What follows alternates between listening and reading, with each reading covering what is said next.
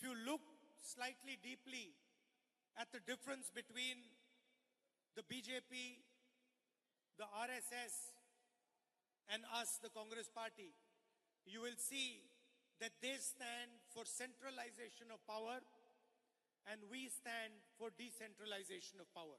RSSും ബിജെപിയും കോൺഗ്രസും തമ്മിലുള്ള ആശയപരമായ അന്തരം അത് പരിശോധിക്കുമ്പോൾ നിങ്ങൾക്ക് ബോധ്യപ്പെടുന്ന ഏറ്റവും പ്രധാനപ്പെട്ട കാര്യം RSSും ബിജെപിയും ഭരണ സംവിധാനങ്ങളുടെ അധികാരത്തിന്റെ കേന്ദ്രീകരണത്തിന് വേണ്ടി ശ്രമിക്കുമ്പോൾ അതിന്റെ വികേന്ദ്രീകരണം ലക്ഷ്യമാക്കുന്ന പ്രസ്ഥാനമാണ് ഇന്ത്യൻ നാഷണൽ കോൺഗ്രസ് എന്നുള്ളത്.